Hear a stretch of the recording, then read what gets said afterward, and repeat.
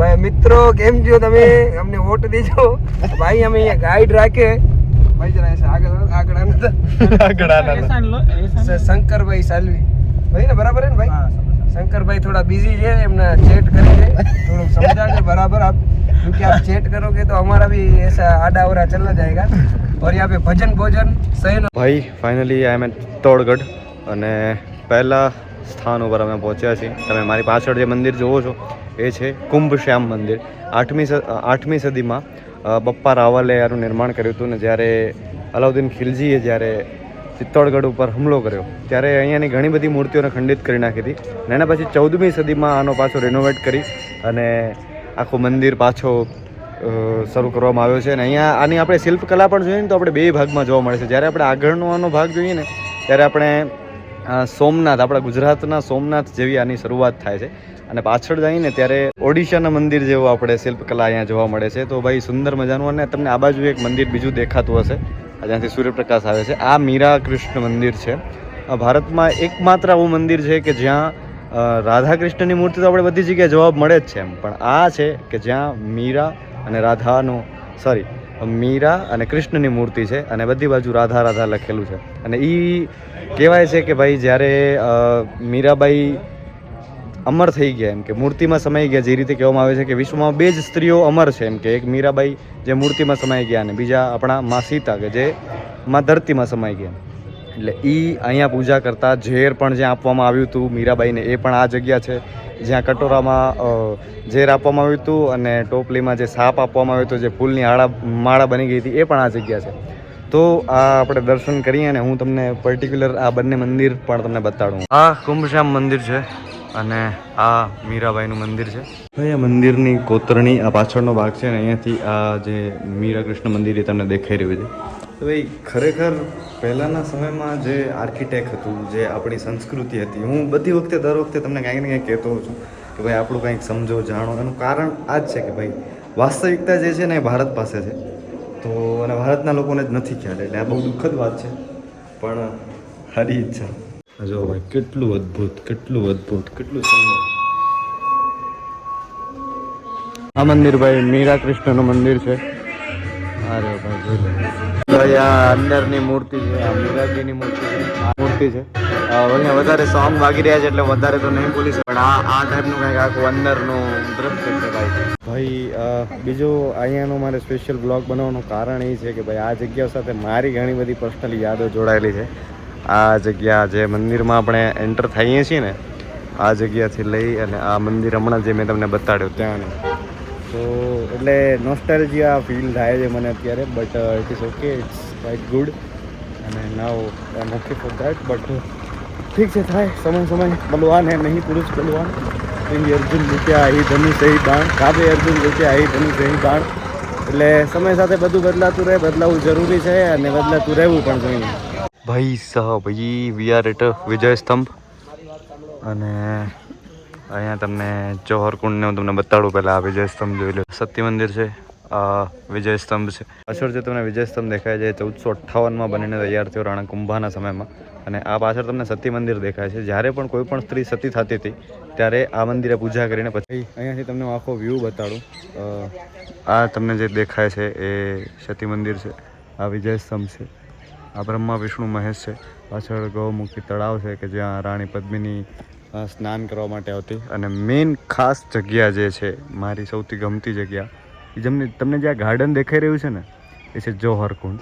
અને આ એક દ્વાર અને એક આ દ્વાર, આ પૂર્વીય દ્વાર છે, આ પૂર્વીય દ્વાર છે અને આ પશ્ચિમી દ્વાર છે કે જ્યાંથી રાણીઓ અંદર આવતી. અને જે તમે જૌહર કુંડ જોયો ને તેમાં 16,000 સ્ત્રીઓએ સાથે મળી અને આત્મરક્ષા માટે, આત્મસુરક્ષા માટે, મેવાડની અને ચિત્તોડની આન બાન શાન બચાવવા માટે રાણી પદ્મિનીએ અને એમની સાથે બીજી 16,000 સ્ત્રીઓએ સાથે મળીને જૌહર કુંડમાં પોતાના દેહને અગ્નિમાં સમર્પિત કરી દીધો હતો. એટલે મારાથી અત્યારે બોલાઈ નથી રહ્યું કારણ કે હું ભણું ઇતિહાસ છું, જીવું ઇતિહાસ છું. હું વાતો પણ તમે થોડી ઘણી મારી બોરિંગ લાગવાનું કારણ પણ ઇતિહાસ છે, પણ જે છે એ આ વાસ્તવિકતા છે. અને આ બધું થયું છે એના કારણે અત્યારે હું અહીંયા ઊભીને આ કરી શકું છું. તમે ત્યાં તમારા ઘરેથી તમારા આ વિડીયોઝ જોઈ શકો છો. એટલે આ બધું ભાઈ સમજતા વાંચતા શીખો, સમજો, કારણ કે બહુ જરૂરી છે. અને મેઇન વસ્તુ એ છે કે આજના છોકરાઓને આ બધી વસ્તુમાં બહુ ઓછો ઇન્ટરેસ્ટ આવે છે. માત્ર મૂવીઝ જોઈને જ એને હિસ્ટ્રી માની લે છે, પણ ખરેખર મૂવીઝમાં તો હું એમ કહું છું કે મૂવીમાં તો હજી 0.0001% રિયાલિટી બતાડવામાં આવે છે. બાકી ભાઈ ખરેખર જે વાસ્તવિક સમયમાં તે સમયમાં જે થયું હશે એના માટે તમે પુસ્તકો વાંચો. અહીંયા હું તમને અમુક લેખો બતાડું. અહીંયા આ 1, 2, 3 ને 4 લેખો હતા, પણ એમાંથી આ લેખો કાઢી જ્યારે હુમલો થયો ને ત્યારે અહીંયાથી એને ખંડિત કરવામાં આવ્યો હતો. તો આ એક લેખ અહીંયા બચ્યો છે કે જેમાં અહીંયાની થોડી ઘણી માહિતી છે, રાજાઓની માહિતી છે, અને એને પણ ડિસ્ટ્રોય કરવાની કોશિશ કરવામાં આવી છે કે ભાઈ અહીંયાનો ઇતિહાસ બચી ન શકે. એટલે ભાઈ બહારના આક્રાંતાઓએ હંમેશા એવી કોશિશ કરી છે કે ભાઈ આપણી હિસ્ટ્રી ના બચે, તો હવે એને બચાવવા માટે આપણે જ કંઈક કરવું પડશે. આખું તમને બ્રહ્મા વિષ્ણુ મહેશનું મંદિર દેખાતું છે. અહીંની એક ખાસ વસ્તુ તમને બતાવું છું. એક આ ત્રણે તમને બધા પિલર દેખાય છે, અહીંયા વ્હાઇટ છે. આ એક એટલું તમને બ્લેક જોવા મળે છે. તમે બીજી બાજુ જુઓ તમને વ્હાઇટ જ જોવા મળશે, સેમ પથ્થરનો. એટલે આ બ્લેક શાના માટે બનાવવા છે ને, પહેલી વસ્તુ આ મંદિરનું નિર્માણ 11મી સદીમાં રાજા ભોજ, એમપીના જે રાજા ભોજ હતા એમણે કરાવ્યું છે. એ મંદિરની નજર ન લાગે ને એના માટે એટલું કાળો ટીકો કહીએ ને આપણે, કે માં આપણે તૈયાર થઈએ ત્યારે નાના બાળકને એક કાળો ટીકો લગાડે, તો એવું ભાઈ આ મંદિરને પણ નજર ન લાગે ને એના માટે એક આટલું પિલરમાં આટલું કાળું પથ્થરનું યુઝ કરવામાં આવ્યું. બ્રહ્મા વિષ્ણુ મહેશનું મંદિર છે અને આ 1000 વર્ષ જૂનું મંદિર છે. અને આ મૂર્તિ ભાઈ આ ટાઈપની આખા વિશ્વમાં કે ભારતમાં કે આખા વિશ્વમાં ક્યાંય નથી જોવા મળતી. આના ગેટ છે અને આ ટાઈપનું આખું મંદિરનું સ્ટ્રક્ચર છે અને તમને અંદર પ્રતિમા દેખાઈ રહી હશે. That is the place. આ તમને આખું જે ગાર્ડન દેખાઈ રહ્યું છે એ આખું જોહર કુંડ છે. અમુક કારણોસર એને આખું ગાર્ડન ઢાંકીને ગાર્ડન કરી નાખ્યું છે, કારણ કે આખું કિલ્લો સરકારના અંડરમાં છે. અને આ સરસ મજાનો ભાઈ અહીંયા હું જ્યારે પણ આવું, મેં પહેલાં વાત કરી કે ભાઈ લિટરલી ગૂઝ બમ્સ, પણ એના રીઝન છે કે ભાઈ એવું થયું છે અહીંયા. એના કારણે એ જ્યારે કાંઈક થયું હોય ત્યારે તમને એવી અનુભૂતિ થાય, અને જ્યારે તમે એ વસ્તુને ફીલ કરવા માંગતા હો તો તમને એ બધી વસ્તુ ફીલ થાય. બાકી તો ભાઈ હિસ્ટ્રી તો બધાને ખબર જ છે કે ભાઈ આમ થયું હતું ને જોહર થયું હતું ને, but you have to feel that. એટલે ભાઈ તમે ફીલ કરો કે ભાઈ લિટરલી એ ટાઈમમાં કેવું હશે. અને અહીંયા એક યજ્ઞ પણ કરવામાં આવે છે મેવાડ માટે, અને વર્ષમાં એક વખત યજ્ઞનું પણ આખું આયોજન કરવામાં આવે છે કે જેનાથી 16,000 જે પણ સ્ત્રીઓ હતી એમની આત્માની શાંતિ માટે અહીંયા એક યજ્ઞનો અને એક જોહર મેળો કરીને આખું આયોજન થાય છે વર્ષમાં એક વખત. તો ભાઈ એમાં પણ મારી ઈચ્છા છે ક્યારેક આવવાની, તો આવશું. અને હવે કદાચ આપણે આગળ જઈએ છીએ. હજી આપણે આ વિજય સ્તંભ પાછળ જોયું તમે, હજી આગળ કીર્તિ સ્તંભ છે, ત્યાં જવાનું છે. અને આગળ હજી મહેલ છે ભાઈ. આ એક સુમસાન જગ્યા જયમલ અને સત્તાનો આ મહેલ છે, પણ બહુ જ તમને ખંડિત હાલતમાં અત્યારે દેખાતો હશે. એનું કારણ છે કે જ્યારે અલાઉદ્દીન ખિલજીએ અહીંયા હુમલો કર્યો ત્યારે ચિત્તોડગઢના લગભગ દરેક નાનામાં નાની જગ્યા, મોટી વસ્તુ, મૂર્તિ, નાનો પથ્થરને નુકસાન પહોંચાડવાનો પ્રયત્ન કર્યો હતો, કે જેનાથી આપણે હિન્દુ શાસ્ત્રમાં કે સનાતન ધર્મ પ્રમાણે ખંડિત વસ્તુની આપણે પૂજા નથી કરતા. એટલે અહીંયા જેટલા પણ તમને મંદિર પણ જોવા મળશે એમાં કાંઈક ને કાંઈક વસ્તુ તો ખંડિત છે જ. પછી ભલે એનો જીર્ણોદ્ધાર થયો છે અલગ વસ્તુ છે, પણ આ તમે આગળથી જોવો ને એટલે બહુ સરસ વસ્તુ દેખાય, પણ એની એક જ દિવાલ છે, આગળ આખું તોડી નાખ્યું છે.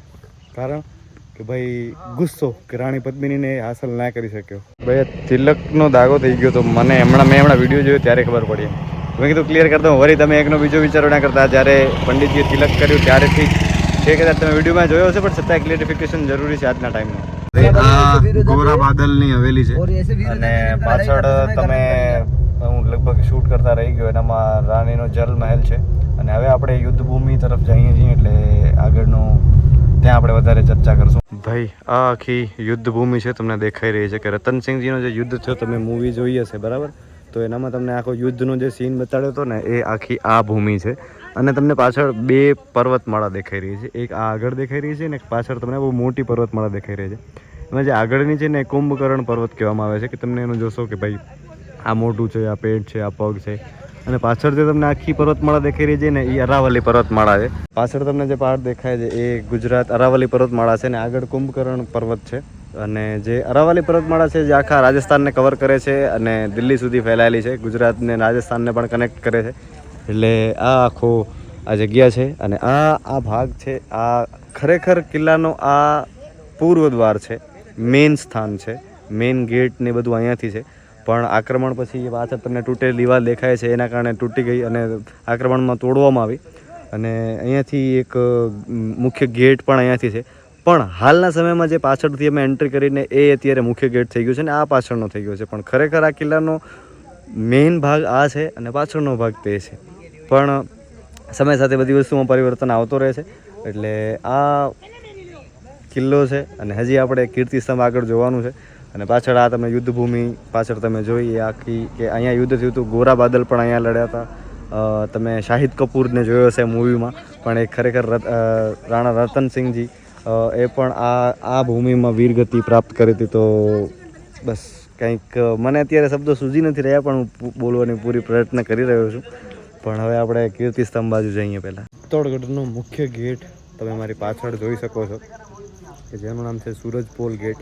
કારણ કે સૂરજની પહેલી કિરણ અને ગઢની પહેલી કિરણ આ ગેટ ઉપર પડતી હતી, એના કારણે આ ગેટનું નામ સૂરજપોલ ગેટ રાખવામાં આવ્યું છે.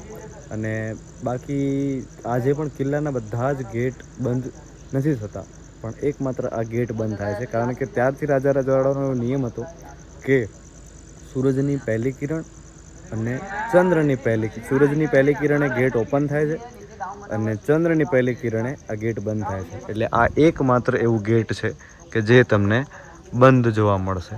તમને આ જે દેખાય છે આ કીર્તિસ્તંભ છે, જે મેં તમને હમણાં વાત કરી.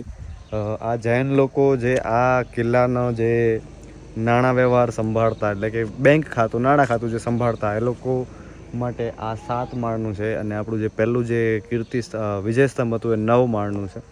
એટલે આ એ લોકો માટે એમની યાદગીરીમાં બનાવવામાં આવ્યો છે. અને ખાસ વસ્તુ બીજી પણ એ છે કે જે ત્યાં વિજયસ્તંભ છે, આ કીર્તિસ્તંભ એનાથી પણ 200 વર્ષ પહેલાં બન્યો છે.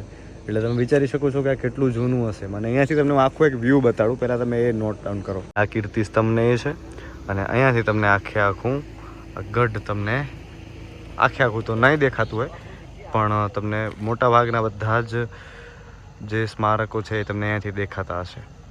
તમને અહીંયાથી જે આખો વ્યૂ દેખાય છે, આખું ચિત્તોડગઢ છે. અને હવે અમે નીચે ઉતરી રહ્યા છીએ. એક સરસ મજાની શોપિંગ પણ કરી છે મમ્મી માટે સરપ્રાઈઝ.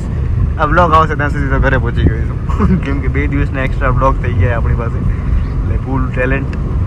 અને બસ હવે નીચે જઈ રહ્યા છીએ અમે આ સરસ મજાના રોડ અને આવા બધા મિત્રો સાથે બાંધતા જઈએ અને મજાક મસ્તીમાં. પણ ઠીક છે, એ તો ના હાલે તો કાંઈ નથી થાય યાર. મારા ઘર લઈ જા, કાંઈ થશે આપણે કેમ નહીં કાંઈ લે ભાઈ. इसको बोलो कुछ. આ અમારો યોગેશભાઈ